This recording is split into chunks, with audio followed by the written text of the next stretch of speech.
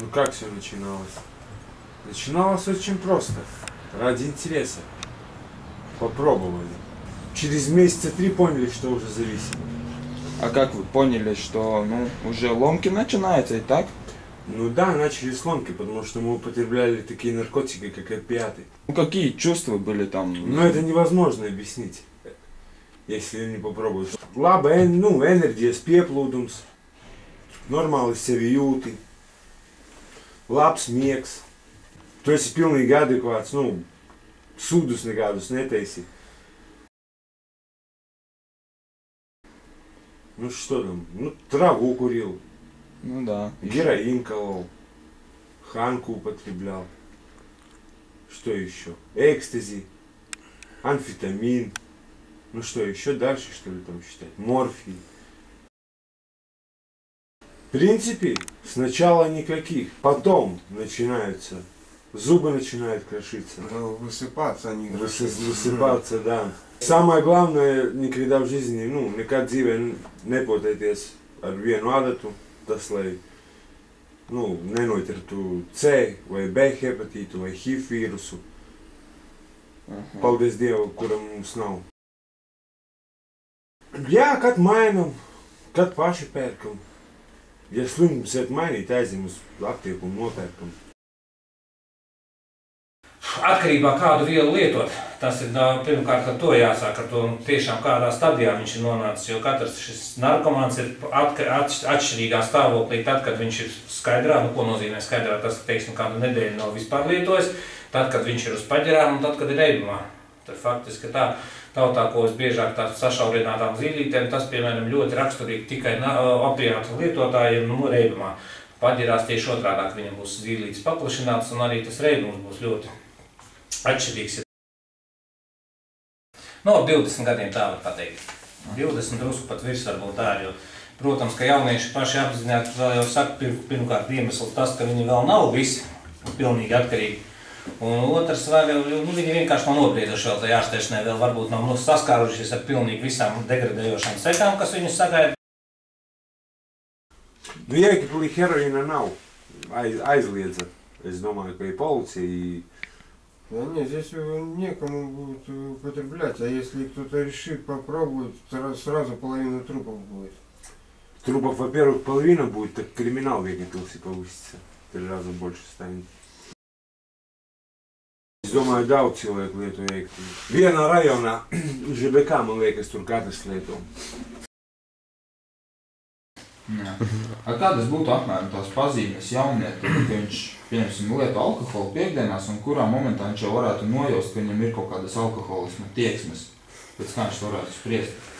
Viena no galvenām tieksmēm vispār, ka viņš regulāri sāk prasīties, jo kādreiz ir vienkārši tā, ka viņš iet uz diskotēku, teiksim, vai vienalga kaut kādu klubu vai ko, netik daudz viņam vajadzīga tā mūzika un, teiksim, kaut kāda sabiedrības, cik viņš skaidri zina, ka tur tiks ielietots alkohols, un viņam vajadzīga pēc šī alkohola, bet tos viņš tā nevar uzreiz pats nokonstatēt. Vēl viena no tāda būtiskām pazīmēm ir tomēr izteikt abstinenci nākošajā dienā. Ko nozīmē abstinenci? Tas, ka viņam ir slikta duša, ka viņš tieksmi lāpīties. Ja viņam ir vienkārši vemšana un slikta duša, tas varbūt vēl nav tas sliktākais, bet ja viņam paliek vieglāk no tā, ka viņš iedzer nākošajā dienā, tā ir nopietna pazīme. То, что там по телевизору показывают, что так крутится, это все неправда. Ломает совсем иначе. Lauž pavisam savādāk. Ломает так, что даже волосы валятся. No 8 līdz, par to, ko mēs darām, vāram, piemēram, ja mūs noķer, no 8 līdz 15 gadi mums tas. Mani 2000. gadā noķēra, tiesāja un man iedeva 4 gadi nosacīti un 3 tas ir nadzora. Nadzors tas ir, tas pats, kas nosacītais. Tas 2 sodus es cietu. Par 10. daļu no grama. Kas tā ir 10. daļa no grama? Sergociņu galviņa. Nē, ir halucinogēnās narkotikas. Ir tur visādas LSD, sēnes. Kaut ko tādu Jēkabpilī var iegādāties? Bija te vienu momentu, bet pašlaik nav nekā tāda. Pat no ekstazī tabletēm, ja tu viņas pārlietojas, ir halucinācijas. Nav tādas lielas, bet īslaicīgas. Galvenais jau būtu viņa šajā gadījumā tomēr viss tas ārējais izskats, faktiski zobu stāvoklis Un lai cik tas nebūtu arī dīvaini, smaka no mutes, varbūt pats to nejūt, jo viņš adaptējas, pierod. Bet, teiksim, tādam, kas, teiksim, nesmēķētājs, teiksim, kaut kādas mutes smaku vai, teiksim, zobu stāvokli, tas ir viens no pirmajiem, ko noteikti ievēros. Tās fiziskās slodzes, tās ir jaunietim pietiekami spēcīgs organisms, tās vēl tur nejūtīs nekādas cits vainas vai kaut kādas citas. Kā jau minēju, izārstēties īsti to nevar noteikt. Tas ir jābūt ļoti milzīgam laika periodam, tas ir gadu desmitiem, lai droši varētu pateikt, ka viņš ir izārstējies. Jo es kā minēju, jau vienreiz minēju šo frāzi. Tā ir kroniska, neizārstējuma, bet ārstējuma slimība.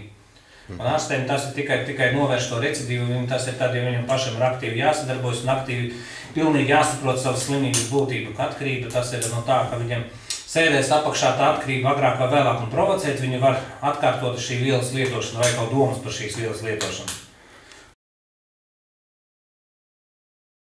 Parastos jau gadījumos jāpiezīmē, ka varbūt pilnīgi ne katrs cilvēks, kas vienreiz ir pagaršojis alkoholu glāzīti, kļūst par alkoholiķu, un ne katrs jaunietis, kurš tikai vienreiz varbūt ir pamēģinājis tableti, kļūst par šo narkomānu. Protams, jo viņš biežāk pamēģinās šo tabletīti vai vienalga kādu apreibinošo vielu, jo lielāka iespēja, ka viņš kļūst par atkarīgo slimnieku.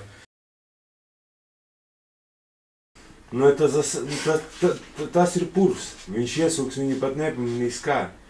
Viņi no sākuma to uzņems tā kā, kaut ko sevišķu varbūt.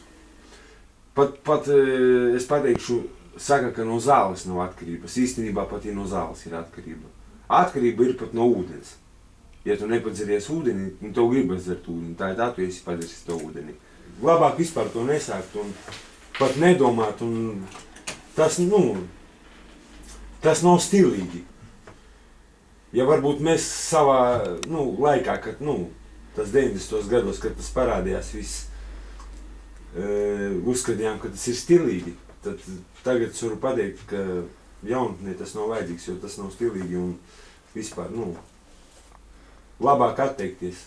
Labāk iedzert 100 gramus.